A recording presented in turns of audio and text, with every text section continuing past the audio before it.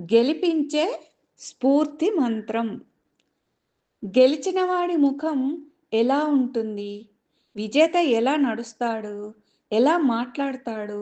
విజయం తర్వాత విజయం అతడిని ఎక్కడికి చేరుస్తుంది?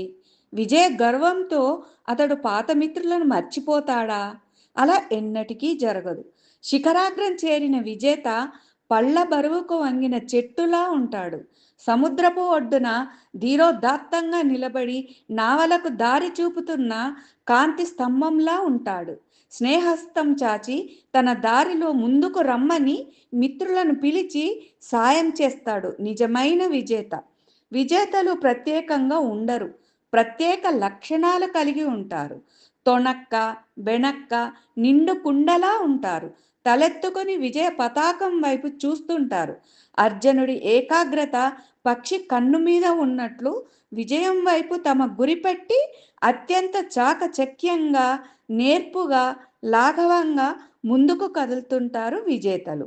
విజేతలు ఖాళీగా ఉండరు, కాలక్షేపం, కబుర్లు చెప్పరు. వాస్తవాన్ని అంగీకరిస్తూనే కలలకు రంగుల రెక్కలు తొడుగుతారు, భ్రమలకు దూరంగా ఉంటారు. వేసిన ప్రతి అడుగుతో లక్ష్యానికి చేరువవుతూ ఉంటారు. జగజ్జేతలు కాదలిచిన అలెగ్జాండర్, నెపోలియన్, హృదయ సామ్రాజ్యాలు గెలిచిన అశోకుడు, చంద్రగుప్తుడు, ఆధ్యాత్మిక విజేతలైన ఆదిశంకరుడు, బుద్ధుడు, రామానుజుడు విజేత తత్వానికి దర్పణం పట్టారు. గులాబీ పరిమళాలను ఇస్తుంది, గంధం సువాసననిస్తుంది, తేనె మధురంగా ఉంటుంది. విజేత హస్త కరచాలనం విజయ ప్రకంపనలు పుట్టిస్తుంది. విజేత దరహాసం ఆకర్షిస్తుంది. విజేతలు కొమ్ములతో ఆజానుబాహులుగా ఉండాలని లేదు. విజేతలు ఎలాగైనా ఉండవచ్చు. దివ్యాంగులు, అంధులు, అనాకారులు జయాన్ని గుప్పిట పట్టవచ్చు. మనిషై పుట్టిన వారెవరైనా విజేతగా మారవచ్చు. మన లోపల దేదీప్యమానంగా వెలుగుతున్న ఒక ఉజ్వలమైన కోరిక ఉండాలి. మనలో మనం ఒక విజేతను చూసుకోవాలనే తపన ఉట్టిపడుతుండాలి. ఇవే విజేతను పట్టించే గొప్ప లక్షణాలు. విజేత అందరిలాగా తింటాడు, నిద్రపోతాడు, లేస్తాడు, నడుస్తాడు, కారులో తిరుగుతాడు, విమాన ప్రయాణం చేస్తాడు. అతడి మనసు మాత్రం ఎప్పుడూ విజయ ఆకాశంలో విహరిస్తుంటుంది. అర్జునుడు శ్రీకృష్ణుణ్ణి స్థితప్రజ్ఞుడి లక్షణాలు అడిగి తెలుసుకున్నట్లు విజయం సాధించాలనుకునేవారు మొట్టమొదట విజేతల లక్షణాలు, అలవాట్లు తెలుసుకోవాలి. రోడ్డు వేయడం కష్టంతో కూడుకున్న పని. వేసిన రోడ్డు మీద వెళ్ళిపోవడం సులువు. విజేత మార్గం తెలుసుకుంటే ఆ దారంట వెళ్ళి మనము లక్ష్యం చేరుకోగలం.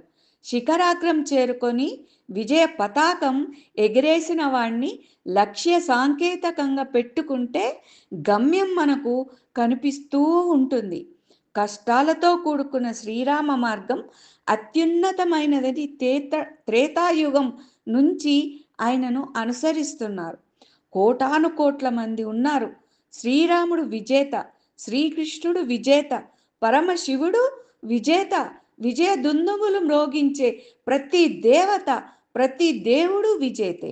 విజయం సాధించడం మానవుడి జన్మ హక్కు. పుట్టుకతో మనిషి విజేత. విజేతలను సత్కరించడం అంటే మనం వారి మార్గంలో నడిచి అనుసరించి విజయాలను పొందడం. కొంతమంది విజేతల అద్భుతమైన జీవిత చరిత్రలు మనకు నిరంతర ప్రేరణను, స్ఫూర్తిని కలిగిస్తాయి. గాంధీజీ సత్యశోధన, చార్లీ చాప్లిన్ జీవితం ఆ కోవకే చెందుతాయి. యువత విజేతల లక్షణాలు ఒడిసి పట్టుకోవాలి. నిప్పులు చిమ్ముకుంటూ నింగిలోకి దూసుకుపోవాలి. శ్రీ ఆంజనేయ.